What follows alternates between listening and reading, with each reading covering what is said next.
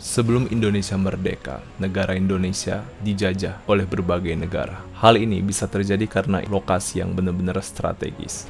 Hari ini, otak kita, pikiran kita, fokus kita yang dijajah oleh mereka.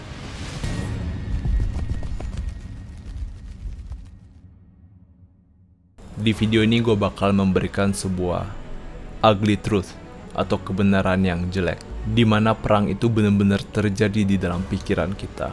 Dan inilah waktunya buat kalian untuk mengambil kontrol akan diri kalian sendiri.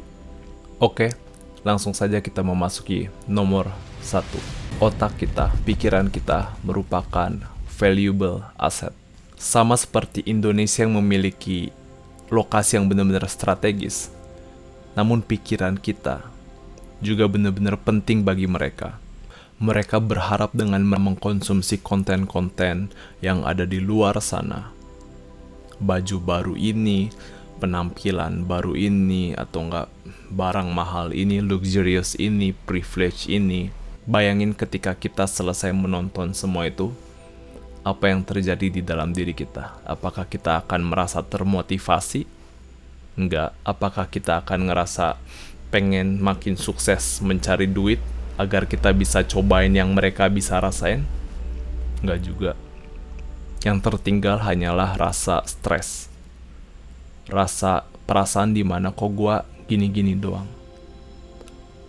Kok gue masih setiap hari kerja 9 to 5 sedangkan mereka have fun di luar sana.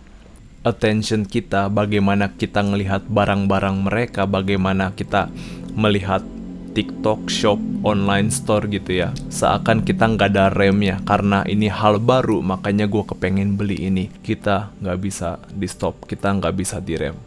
Kita nggak bisa sadar bahwa ini tuh sebenarnya perlu diperbaikin.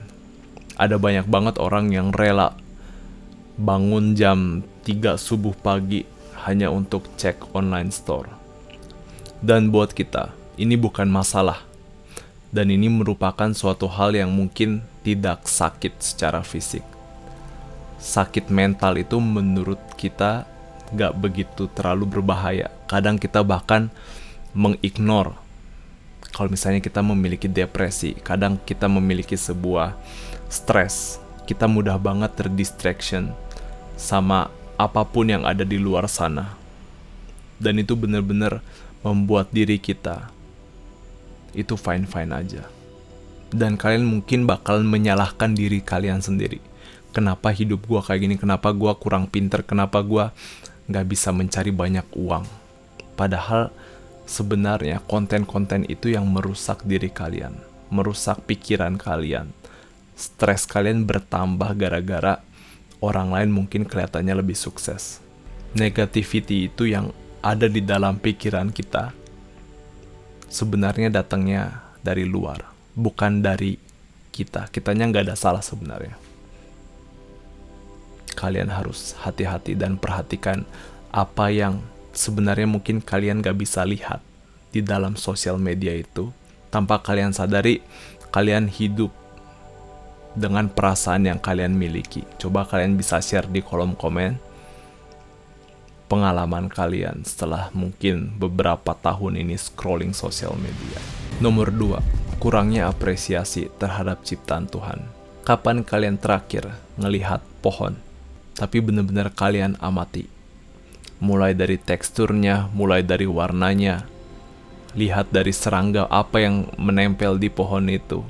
Kapan kalian terakhir menyentuh alam, daun, batu favorit kalian, kayu, yang mungkin bisa menjadi senjata-senjataan. Bagaimana perasaan kalian ketika hujan? Apakah kalian ngerasa bahagia dengan suaranya, atau justru kalian malah kesel? Terkadang kita membuat standar terhadap diri kita, bahwa sebuah konten yang menarik, tren yang menarik itu seperti ini, maka dari itu gue bisa ngerasa bahagia. Kita membuat sebuah standar yang benar-benar tinggi buat diri kita sendiri. Dan bahkan kayak seperti yang gue sebutin tadi, alam itu, ya elah gini doang.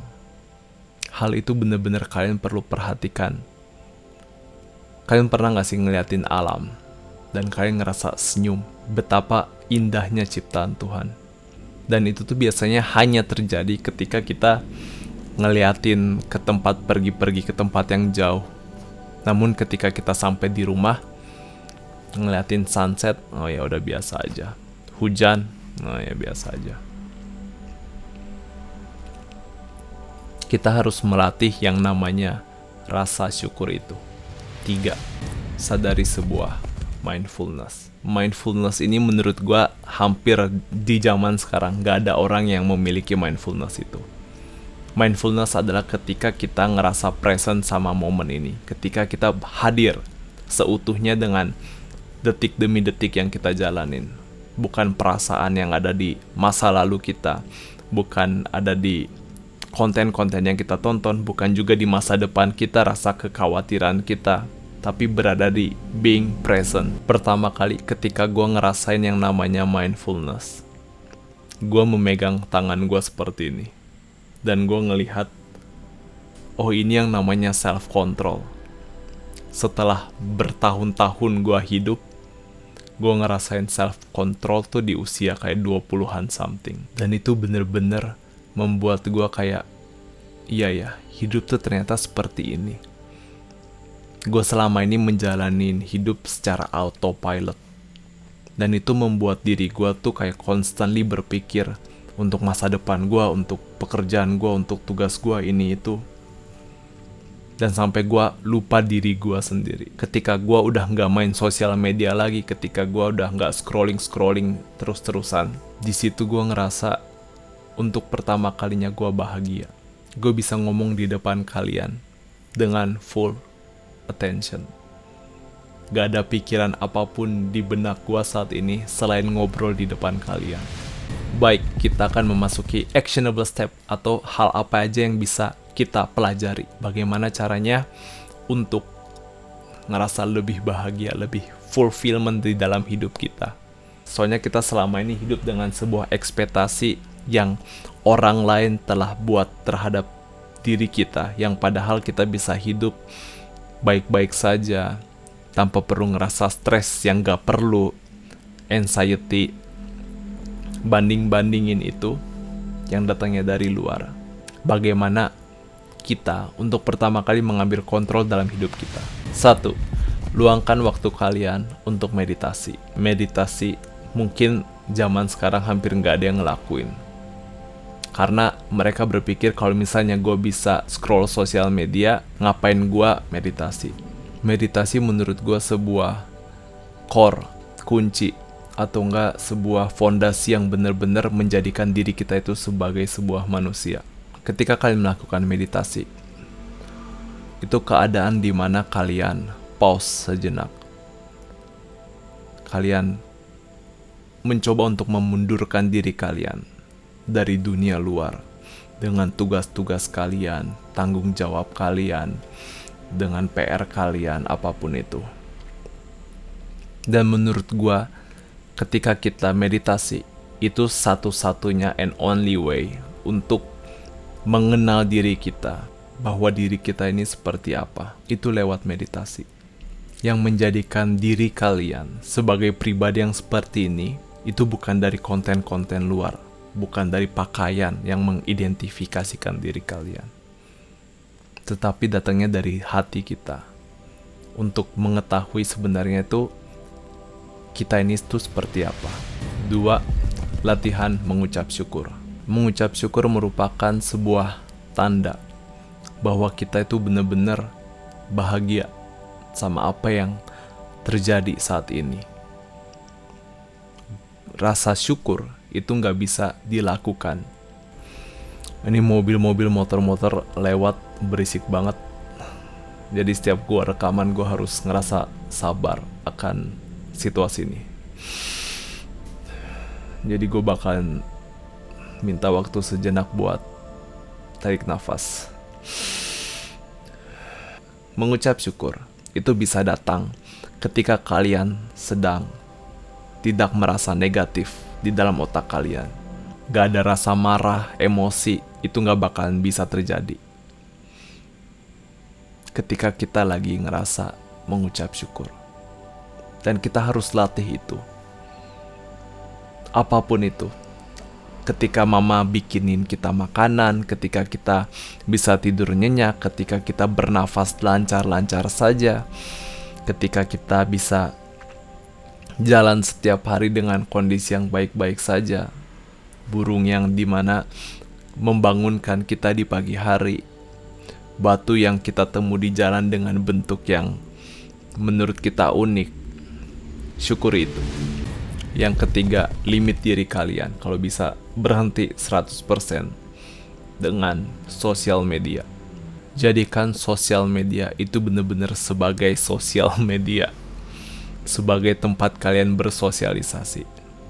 Bukan di mana kalian mencari konten-konten mana yang membuat diri kalian malah tambah depresi, malah tambah kalian gak mensyukuri kehidupan kalian.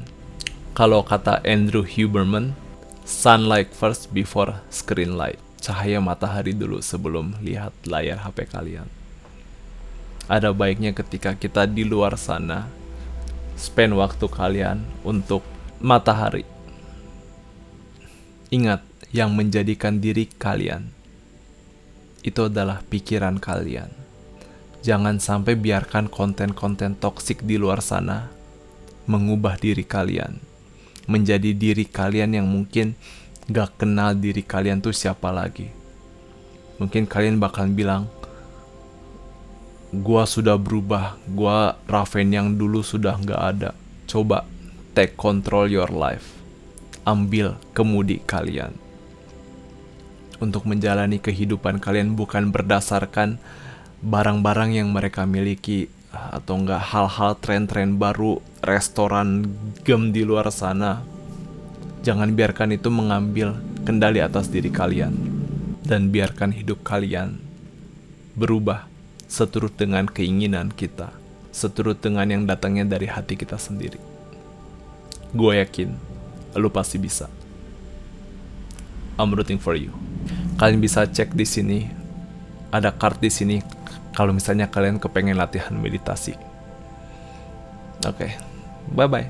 Oke, quote terakhir, lupa. Remember, the war within your mind can be won with mindfulness. Embrace the beauty of the world around you, and you find peace within. Artinya adalah, ingat, perang kita terhadap otak kita itu bisa dimenangkan dengan mindfulness, dengan kita berada di sebuah momen saat ini sekarang juga. Kita harus hadapi betapa indahnya dunia di sekitar kita. Gak usah jauh-jauh, kamar kalian juga udah bisa. Syukuri itu. Dan kalian akan bisa menemukan ketenangan, kenyamanan di dalamnya. Oke. Bye-bye.